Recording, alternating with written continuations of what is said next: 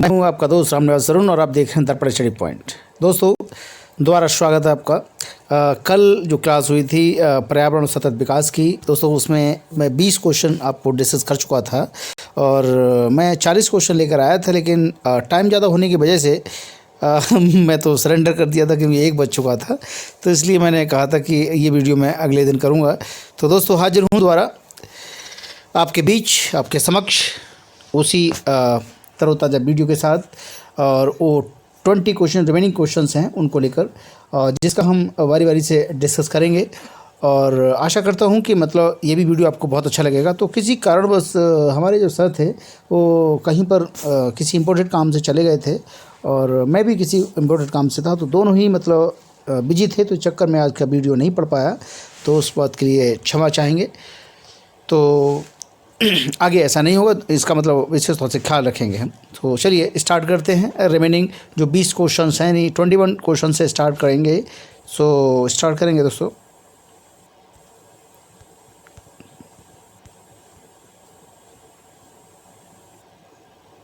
ये क्वेश्चन हो गया था। 21 क्वेश्चन जो था ये है, यहाँ से स्टार्ट होगा दोस्तों। तो 21 क्वेश्चन ये है कि रियो डी जेनेरियो में संपन्न अंतर्राष्ट्रीय सम्मेलन किस चीज़ से संबंधित था? ऑप्शन ए अंतर्राष्ट्रीय नई व्यवस्था से, बी संयुक्त राष्ट्र पर्यावरण विकास सम्मेलन से, सी पर्यावरण प्रदूषण सम्मेलन से, या डी इनमें से कोई नहीं। तो दोस्तों इसका आंसर हो जाएगा संयुक्त राष्ट्र पर्यावरण विकास सम्मेलन से। तो अंतर्राष्ट्रीय पृथ्वी सम्मेलन जो रियो डी जेनेरियो था, यानी ब्राज़ील में एक जगह है रियो डी जेनेरियो, यानी 3 जून से 14 जून के बीच 1992 में हुआ था। ये समिट एक बड़ी बैठक थी जहाँ दुनिया भर के लोग जो थे ना पर्यावरण के बारे में बात करने के लिए बिल्कुल एक मंच पर आए थे। तो रियो शिखर सम्मेलन जो था पर्यावरण के मुद्दों पर चर्चा करने के लिए विश्व नेताओं की एक बैठक थी। ठीक दोस्तों, चलिए अभी 22वां क्वेश्चन देखते हैं। 22वां क्वेश्चन है कि दोस्तों कि वर्ष 2012 में ब्राज़ील के रियो डी जेनेरियो में आयोजित रियो 20 सम्मेलन के घोषणा पत्र का शीर्षक क्या था? यानी एक प्रकार से शीर्षक का मतलब एक प्रकार से बोल सकते हैं हम टॉपिक, थीम बोल सकते हैं। थीम तो खैर अलग होती है, अच्छा शीर्षक का मतलब एक क्या बोल सकते हैं, उसको ध्यान नहीं आ रहा है। तो option A the future we want, B all is well, C neat and clean future, D everything is perfect. तो इसका आंसर हो जाएगा दोस्तों the future we want. Rio 20 पर्यावरण सस्टेनेबल डेवलपमेंट के लिए ना 1992 की रियो घोषणा के सम्मेलन का अनुवर्तन है। तो मतलब रहने का मतलब जो शुरुआत में हुई थी उसी को आगे बढ़ाया गया है। रियो +20 जो है तो इसका जो आंसर था ए द फ्यूचर वी वांट। तो दोस्तों रियो 20 जो है सस्टेनेबल डेवलपमेंट पर जो है संयुक्त राष्ट्र सम्मेलन के लिए एक छोटा नाम है। जून 2012 में ब्राज़ील के रियो डी जेनेरियो में हुई थी ये बैठक। चूँकि दोनों शिखर सम्मेलनों के बीच जो है 20 वर्षों का अंतर है, मतलब 2012 से 1992 का जो अंतर है 20 साल का है, इसलिए नवीनतम रियो शिखर 20 से जो शिखर सम्मेलन हुआ था उसको रियो 20 नाम दिया गया, क्योंकि पहले रियो सम्मेलन था एजेंडा 21 और फिर उसका 20 साल बाद हुआ 1992 से 2012 तक, तो इसके लिए 20 सालों के लिए रियो 20 नाम दिया गया। तो सस्टेनेबल डेवलपमेंट जो लक्ष्य है जो जन 2012 में रियो डी जेनेरियो में सस्टेनेबल डेवलपमेंट पर संयुक्त राष्ट्र सम्मेलन में हुआ था। और दोस्तों 2005 में सभी संयुक्त राष्ट्र सदस्य राज्यों द्वारा गरीबी को समाप्त करने के लिए, ग्रह की रक्षा करने और ये सुनिश्चित करने के लिए कि 2030 तक सभी लोगों को शांति और समृद्धि का आनंद लेने के लिए एक सार्वजनिक सहायक के रूप में अपनाया गया था। तो 17 SDG मतलब इकट्ठे हो गए और मानते हैं कि एक क्षेत्र में कार्यवाही जो है दूसरों में परिणामों को प्रभावित करेगी और विकास को सामाजिक, आर्थिक और पर्यावरणीय स्थिरता को संतुलित करना होगा। तो SDG ने सहस्त्राब्दी विकास लक्ष्यों की जगह ली, जिसने 2000 में गरीबों की तिरस्कारी से निपटने के लिए एक वैश्विक प्रयास शुरू किया। दोस्तों चलिए 23वां क्वेश्चन देखते हैं। पृथ्वी सम्मेलन +5 कब आयोजित हुआ था? ऑप्शन है आपके 1999, 1997, 2005 या 2003। तो आंसर हो जाएगा 2003। 3। तो पृथ्वी सम्मेलन जो +5 का आयोजन जो है अर्थ चार्टर आयोग द्वारा, ध्यान रखिएगा, अर्थ चार्टर, अर्थ चार्टर जो कमीशन है द्वारा 1997 में हुआ था, 1997 में रियो डी जेनेरियो ब्राजील में किया गया था दोस्तों। ठीक है। 24वां क्वेश्चन, राष्ट्रीय पर्यावरण अभियांत्रिकी शोध संस्थान यानी नीरी कहाँ पे है भैया? नीरी ऑप्शन है आपके नागपुर में, हैदराबाद में, उत्तर प्रदेश में या कर्नाटक में। तो संतरों का शहर नागपुर। दोस्तों आरएसएस का मुख्यालय भी नागपुर में है और बाबा साहब भीमराव अम्बेडकर का संबंध भी नागपुर से ही है। तो राष्ट्रीय पर्यावरण अभियांत्रिकी अनुसंधान संस्थान है नीरी CSIR का एक उपक्रम है, ये नागपुर में स्थित है। ये पर्यावरण विज्ञान इंजीनियरिंग से संबंधित अनुसंधान करता है और व्यावहारिक सुझाव भी देता है। तो सतत जो पोषणीय विकास है, संपोषित विकास बोल सकते हैं, तो पर्यावरण विज्ञान और अभियांत्रिकी के क्षेत्र में नेतृत्व करता है। तो सभी इस प्रकार मतलब कहने का ये कल्पना करते हैं, नीरी एक ऐसे विश्व की कल्पना करता है जिसमें उसका लक्ष्य है कि सभी इस प्रकार आचरण करने की क्षमता से युक्त हों जो सतत पोषणीय पर्यावरण एवं आर्थिक लक्ष्यों की उपलब्धि या सफलता सुनिश्चित करें, प्राकृतिक संतुलन बनाए रखें, अधिक समय तक खतरे में ना हो और सभी स्वस्थ पर्यावरण के लाभ के भागीदार हों। अपने सहभागियों के साथ हाथ में हाथ डालकर काम करते हुए मतलब मिलजुल कर रहें, पर्यावरण विज्ञान, तकनीकी, प्रबंधन के क्षेत्र में देशीय और वैश्विक स्तर पर नेतृत्व प्रदान करने का लक्ष्य रहे। ठीक है ना, ऐसे बहुत सारी चीज़ें हैं। 25वां क्वेश्चन देखते हैं। NEA ये फुल फॉर्म क्या है, इससे मतलब क्या है? ऑप्शन है आपके national examination agency, national inquiry act, national events association या नेशनल एनवायरनमेंट अथॉरिटी। तो इसका मतलब क्या हो गया भैया?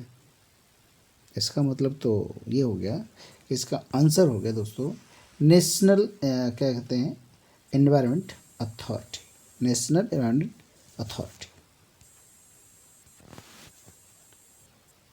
चलिए तो आगे नेक्स्ट क्वेश्चन देखते हैं।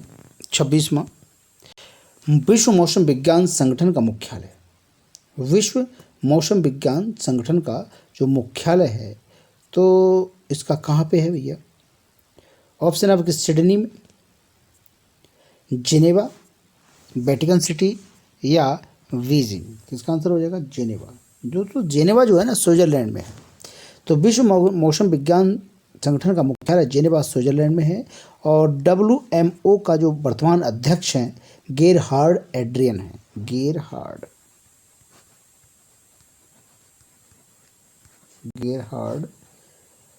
एड्रियन।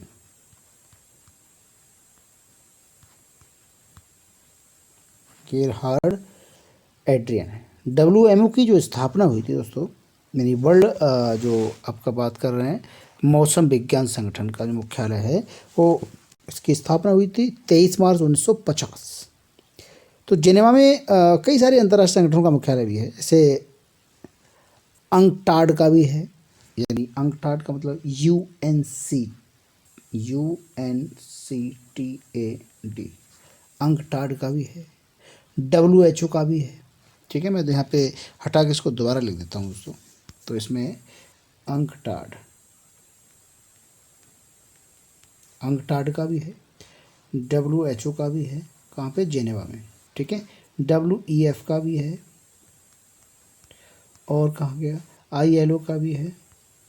ठीक है, और किसका रहेगा? WTO का भी है। ठीक है, और WIPO इसका भी मुख्यालय, और international committee of the red cross society जो है उसका भी मुख्यालय जिनेवा में है। ठीक है, तो ये याद करने का तरीका है मतलब। तो दोस्तों जो संयुक्त राष्ट्र महासभा है, संयुक्त राष्ट्र संगठन जो है यूनिसेफ का मुख्यालय जो है वो USA में है और एमनेस्टी इंटरनेशनल अंतर्राष्ट्रीय समुद्री संगठन राष्ट्रमंडल राष्ट्र है, UK में स्थान है इसका। और अंतर्राष्ट्रीय परमाणु एजेंसी जो है OPEC, वियना ऑस्ट्रिया में इसका मुख्यालय है। ठीक, आगे बढ़ते हैं। तो 27वां क्वेश्चन, यूनैप। यूनैप क्या है भाई? यूनैप का मुख्यालय अवस्थित है यूनैप। ऑप्शन आपके नैरोबी, बिहार, लखनऊ या काठमांडू। तो इसका आंसर हो जाएगा भैया नैरोबी। नैरोबी मतलब नैरोबी जो है संयुक्त राष्ट्र पर्यावरण कार्यक्रम यानी यूनैप का मुख्यालय है। संयुक्त राष्ट्र पर्यावरण कार्यक्रम जो है यूनैप संयुक्त राष्ट्र प्रणाली के भीतर पर्यावरण के मुद्दों पर प्रतिक्रियाओं के समन्वय के लिए जिम्मेदार है भाई। और जून 1972 में स्टॉकहोम में मानव पर्यावरण पर जो संयुक्त बैठक हुई थी सम्मेलन के बाद इसकी पहली जो निदेशक बनी मॉरिस स्ट्रॉन्ग द्वारा इसको स्थापित किया गया था। इसका जो जनादेश है वो जलवायु परिवर्तन, समुद्री और स्थलीय जो पारिस्थितिकी तंत्र के प्रबंधन और हरित आर्थिक विकास, बहुत सारे ऐसे कई मुद्दों पर नेतृत्व करना है, विज्ञान प्रदान करना है ना, समाधान विकसित करना। संयुक्त राष्ट्र विकास के समूह का एक सदस्य के रूप में UNEP का लक्ष्य जो है दुनिया को 17 सतत विकास लक्ष्यों को पूरा करने में मदद करना है। ठीक, 28वां क्वेश्चन देखिए। EPA जो है इसका फुल फॉर्म क्या है भैया? तो ऑप्शन है environmental prohibition agency, B environmental pollution agency, C environmental protection agency या डी इनमें से कोई नहीं। इनमें से कोई तो नहीं होगा लेकिन सी होगा आंसर, एनवायरमेंटल प्रोटेक्शन एजेंसी, पर्यावरण संरक्षण, ठीक है, एजेंसी जो है वो है। ठीक है, तो इसके बारे में थोड़ा बहुत अगर जान लिया जाए तो ये भी सही है। पर्यावरण की सुरक्षा, पर्यावरण में सुधार के लिए उद्देश्य से पर्यावरण संरक्षण अधिनियम लाया गया था 1986 को। तो ये केंद्र सरकार को सभी रूपों में पर्यावरण को प्रदूषित करने से रोकने और देश के विभिन्न हिस्सों में विशिष्ट पर्यावरणीय समस्याओं से निपटने के लिए प्राधिकरण स्थापित करने के लिए अधिकृत करता है। यह अधिनियम ये पर्यावरण के संरक्षण और सुधार के लिए सबसे व्यापक कानून में से एक है। तो EPA का जो अधिनियम था 1972 स्टॉकहोम में आयोजित जो मानव पर्यावरण पर संयुक्त राष्ट्र सम्मेलन की बैठक हुई थी, इसको प्रभावी बनाने के लिए किया गया था। भारत ने मानव पर्यावरण में सुधार के लिए उचित कदम उठाने के लिए एक सम्मेलन आयोजित किया था। तो EPA को भारतीय संविधान का जो आर्टिकल है 253 उसके तहत इसको अधिनियमित किया गया है, जो अंतर्राष्ट्रीय समझौतों को प्रभावी करने के लिए कानून बनाने का प्रावधान करता है।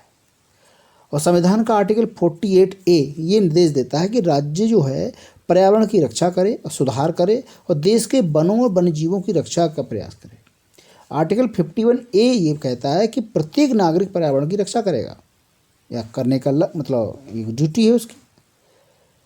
तो अधिनियम का विस्तार कहाँ तक हुआ? अधिनियम जो है जम्मू कश्मीर राज्य सहित पूरे भारत में लागू है। ठीक है, 29वां क्वेश्चन देखते हैं दोस्तों।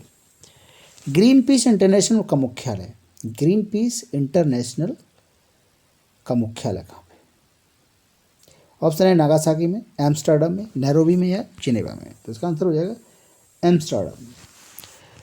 तो ग्रीन पीस एक स्वतंत्र राष्ट्रीय और क्षेत्रीय ग्रीन पीस संगठन है NRO के, और ग्रीन पीस इंटरनेशनल का एक समन्वय संगठन रूप में एक वैश्विक नेटवर्क है।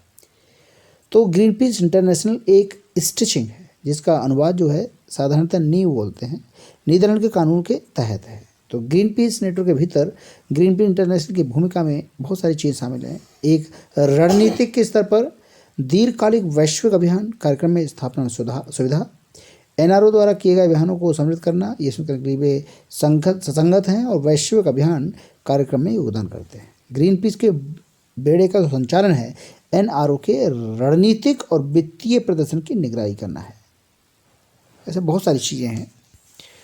आज का 30वां क्वेश्चन, भारत में पर्यावरण संरक्षण अधिनियम कब पारित किया गया था? तो ऑप्शन ए 95, 86, 2005 या 1992। तो ये हम पहले भी डिस्कस कर चुके हैं 1986 में। तो पर्यावरण संरक्षण अधिनियम भारत की संसद द्वारा 1986 में पारित किया गया था। इसे संविधान का जो आर्टिकल है 253 के तहत पारित किया गया। ये 19 नवंबर 1986 को हुआ था, 19 नवंबर 1986। ठीक है, ये ध्यान रखिएगा इसको। इस अधिनियम का जो उद्देश्य है, ये कभी ये पूछ लेता है कि मानव पर्यावरण पर संयुक्त राष्ट्र सम्मेलन के निर्णयों को लागू करना था, जो स्टॉकहोम में हुआ था 1972 में।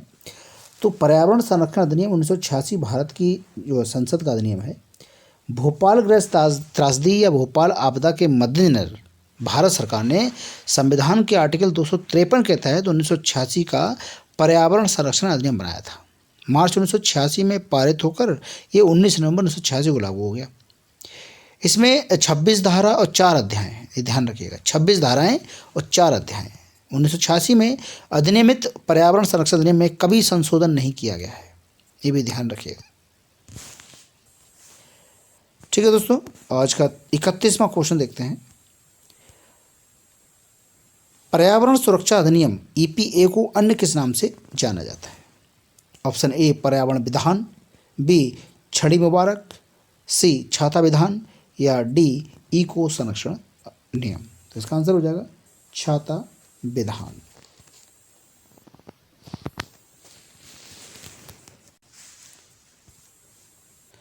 दोस्तों इसका जो आंसर था छाता विधान। इसे अम्ब्रेला कानून के रूप में भी जाना जाता है दोस्तों, क्योंकि ये केंद्र सरकार को आवश्यक उपाय करने में एक प्रकार से कैपेबल बनाता है, क्योंकि ये पर्यावरण की रक्षा सुधार के लिए और पर्यावरण को प्रदूषण को रोकने, कंट्रोल करने और कम करने के लिए आवश्यक उपाय करता है। अगला क्वेश्चन देखते हैं, 32वां क्वेश्चन। जेनेटिक इंजीनियरिंग अनुमोदन समिति का गठन किसके अधीन किया गया था? ऑप्शन ए पर्यावरण संरक्षण अधिनियम 1986, खाद्य सुरक्षा मानक अधिनियम 2006, वन्य जीव संरक्षण अधिनियम 1972 या माल के भौगोलिक उपदर्शन। तो इसका आंसर हो जाएगा ऑप्शन ए पर्यावरण संरक्षण अधिनियम। तो पर्यावरण संरक्षण अधिनियम 1986 के तहत जेनेटिक इंजीनियरिंग मूल्यांकन समिति का गठन किया गया था। तो नोडल मंत्रालय पर्यावरण और वन मंत्रालय है। इसका जो मुख्य कार्य है औद्योगिक उत्पादन में खतरनाक और पुनः संयोजक के बड़े पैमाने पर उपयोग से संबंधित गतिविधियों को मंजूरी देना है। 33वां क्वेश्चन देखते हैं दोस्तों। National green tribunal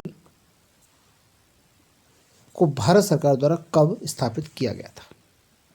option A 2010, B 2005, सी 2007 या डी 2009। तो इसका आंसर हो जाएगा 2010।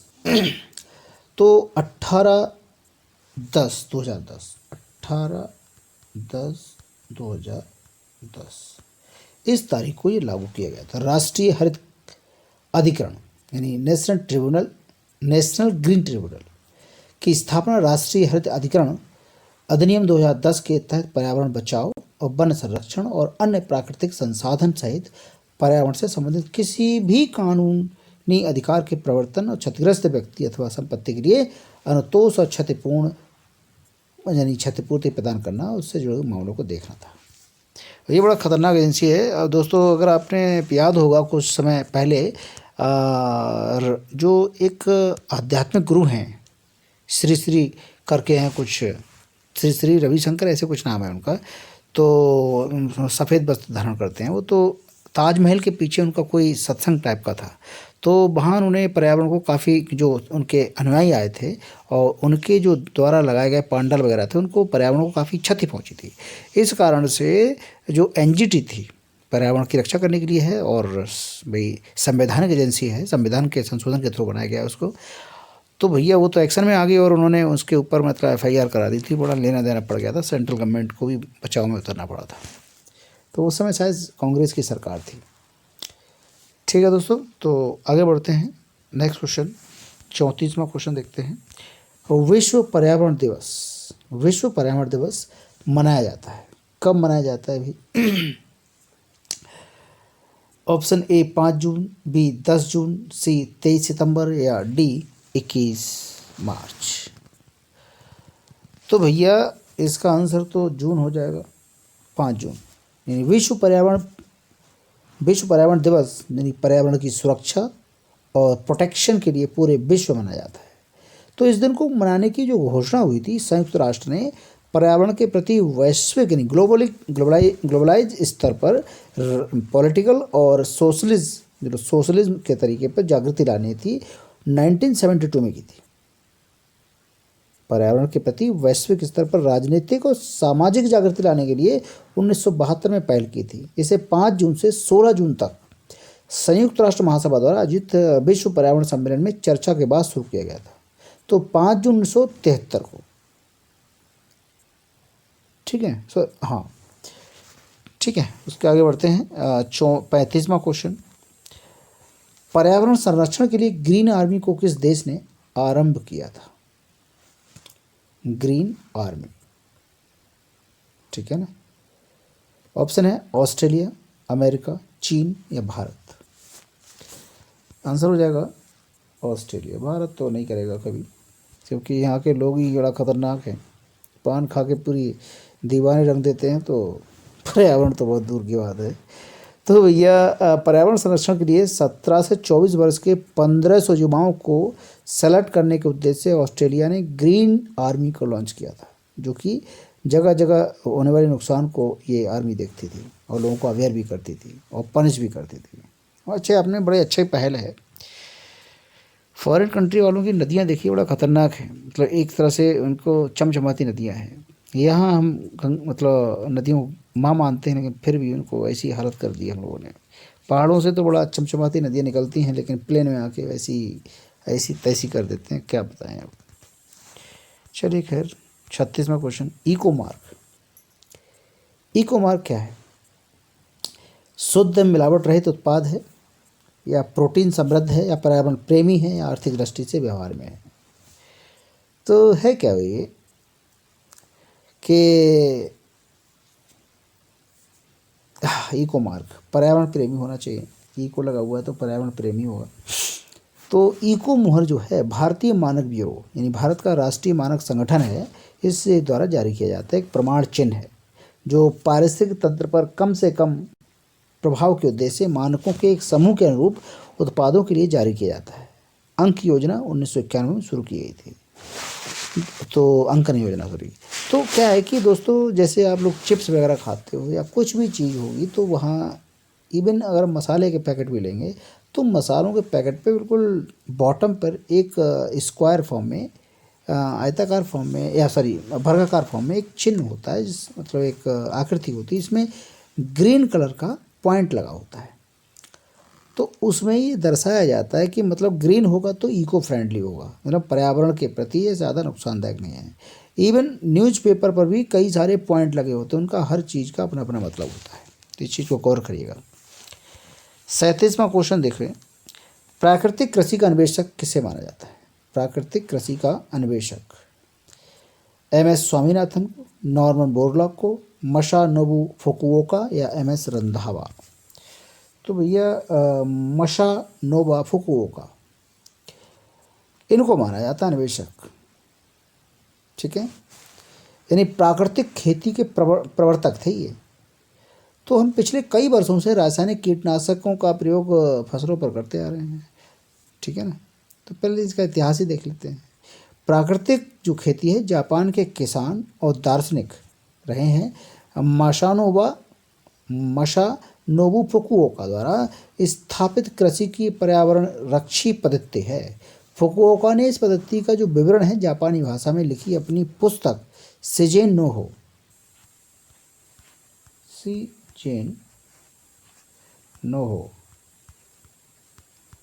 ठीक है, शिजेन नोहो में किया है। इसलिए कृषि की इस पद्धति को फुकुओका विधि भी कहते हैं।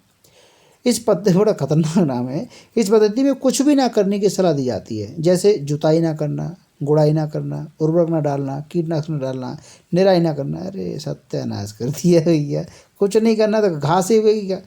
कैसा इंसान है। भारत में खेती की इस पद्धति को ऋषि खेती कहते हैं। जैसे ऋषि मुनि ने कुछ नहीं करते थे, आराम से बस ध्यान लगाना है, वैसे ही खेती में डाल आइए बस। उसके बाद जब पानी आएगा, धूप आएगी, जितना भी मिनरल्स मिलेंगे मिल जाएंगे, उसके बाद फसल बड़ी हो जाएगी, देखते रहिए, उसको काट लीजिए, जो भी होगा साथ में सब कुछ कटेगा। उन्होंने 5 सूत्र बताए भी फुकुओका ने प्राकृतिक खेती करने के। जुताई नहीं करना है, उर्वरक नहीं डालना है, कीटनाशक नहीं डालना है, निराई गुड़ाई नहीं करना है, छटाई नहीं करना है। बताइए क्या करना है फिर? चुपचाप डाल के भागाइए, ऐसा ही है खेती। चलिए 38वें क्वेश्चन देखते हैं भाई। गजब इंसान है भाई।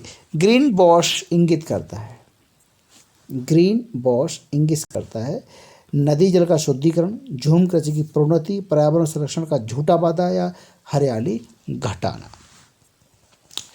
ठीक है, तो होता क्या है, इसका आंसर तो भैया जो हो जाएगा ये पर्यावरण संरक्षण का झूठा वादा। असल में क्या है, कंपनियां है ना, जो प्राइवेट कंपनियां आजकल प्रकृति के संरक्षण के लिए कोई ठोस या पक्का उपाय तो करते नहीं हैं, ये बल्कि इस तरह से प्रोडक्ट की मार्केटिंग करते हैं जैसे उनका प्रोडक्ट यदि ग्राहक खरीद लेगा तो वह प्रकृति को बचा लेगा। तो इस पूरी प्रक्रिया को ग्रीन वॉशिंग कहा जाता है, यानी आंखों में धूल जो है ना, एक हिसाब से हो गया। चलिए 39वां क्वेश्चन देखते हैं, सेकंड लास्ट क्वेश्चन है आज का दोस्तों। प्रथम विश्व पर्यावरण दिवस मनाया गया, तो अभी तो चर्चा करी थी हमने, वैसे फिर भी देख लेते हैं। तो ऑप्शन है 1975, 1973, 1992 या 2005। इसका आंसर हो जाएगा 1973, ऑप्शन बी।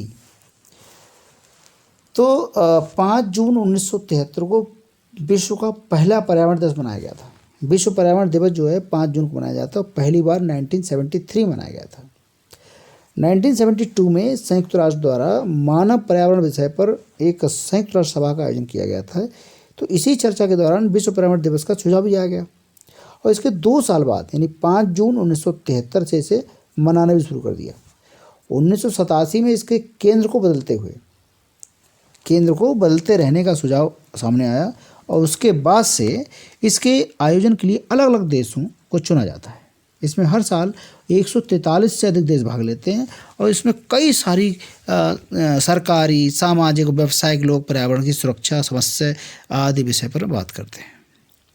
ठीक है, तो पर्यावरण को सुधारने के लिए एक दिवस जो है महत्वपूर्ण है, जिसमें पूरा विश्व रास्ते में खड़ी चुनौतियों को हल करने का रास्ता निकालता है। लोगों में पर्यावरण जागरूकता को जगाने के लिए संयुक्त राष्ट्र द्वारा संचालित विश्व पर्यावरण दिवस दुनिया का सबसे बड़ा वार्षिक आयोजन है, जिसका मुख्य उद्देश्य हमारी प्रकृति की रक्षा के लिए जागरूकता बढ़ाना और दिन प्रतिदिन बढ़ रहे विभिन्न पर्यावरणीय मुद्दों को देखना भी है। दोस्तों, पहले राजा महाराजा हुआ करते थे, तो क्या होता था कि रास्ते के चारों तरफ पेड़ लगाया करते थे, धर्मशालाएं बनाया करते थे, ताकि राहगीर जो है, मतलब पैदल यात्रा थी तो कुछ तो था नहीं, तो इसलिए था राजा महाराजा रथ वगैरह पर चलते थे, तो राहगीरों को मतलब मुश्किल ना हो। तो ज़्यादा धूप लग रही है तो मतलब पेड़ के नीचे लेट जाओ, धर्मशालाओं में आराम कर लो, या और जगह जगह कुएँ खुदवा दिए, पाताल तोड़ कुएँ, मतलब आसानी से उसमें से एक लोटा रखा जाता है या बाल्टी, उसमें रस्सी बंधी होती थी, उसमें से डालिए, उसको पानी निकाल लीजिए, पानी पी लीजिए, लोटा वहीं छोड़ दीजिए। ये होता था पहले के लोगों द्वारा।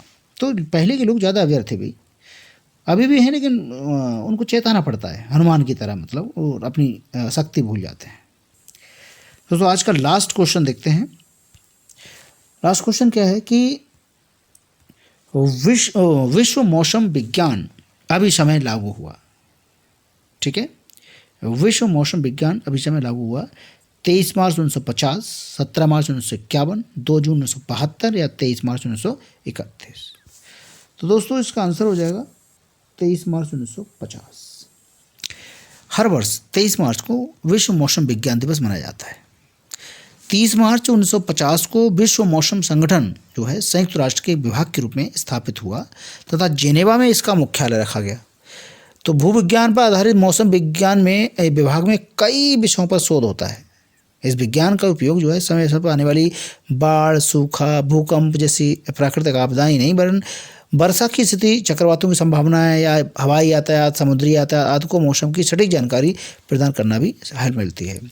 आजकल मौसम विज्ञान बहुत ही उच्च स्तर पर पहुंच गया है। मौसम गुब्बारों, आधुनिक रडारों तथा उच्च तकनीक से युक्त आर्टिफिशियल सैटेलाइट, कंप्यूटर के माध्यम से विभिन्न सभी कारों के उपयोग से हम मौसम की सटीक जानकारी मिल जाती है। कृत्रिम यानी आर्टिफिशियल सैटेलाइट द्वारा भेजी जाने वाली उच्च स्तर के जो चित्र हैं, उनके द्वारा फिल्टर की जानकारी से हम फसलों का, उन पर रकबा, फसल का प्रकार इत्यादि आप आसानी से जान सकते हैं। यानी मौसम विभाग जो है विभिन्न शहरों को उच्चतम या न्यूनतम तापमान यानी ह्यूमिडिटी बताता है, टेम्परेचर बताता है, वहाँ का पोल्यूशन बताता है। जैसे दिल्ली में आजकल बड़ा खतरनाक हो जाता है, सांस लेना दूभर हो जाता है मॉर्निंग में, तो इस तरह से बहुत सारी चीज़ें बताता है। चलिए, देश के राजनेताओं को या देश के नौजवानों को या देश के लोगों को समझना होगा, खुद ही जानकारी या खुद ही जिम्मेदारी उठानी होगी, नेताओं पर पूरा ना छोड़ें तो अच्छा होगा। चलिए, तो दोस्तों ये था आज का लास्ट सेशन। मैंने आपसे पूरा वादा किया था कि ये सेशन पूरा करूँगा मैं, तो आपके 40 क्वेश्चन आज पूरे हो गए। आशा करता हूँ ये क्वेश्चंस आपको बेहद पसंद आएंगे। अगर वीडियो पसंद आए तो प्लीज़ वीडियो को लाइक करिएगा, शेयर करिएगा, कमेंट करिएगा और बेटा मेरे दोस्तों इसको सब्सक्राइब जरूर कर दो भाई।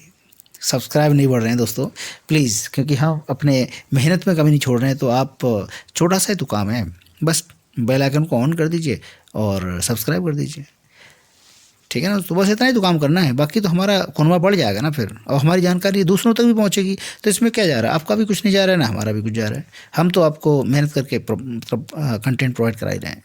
तो दोस्तों आज के लिए बस इतना ही, मिलते हैं कल एक नए वीडियो के साथ, और तब तक बने रहिए दर्पण स्टडी पॉइंट के साथ। शब्बा खैर, अपना ख्याल रखिए, धन्यवाद।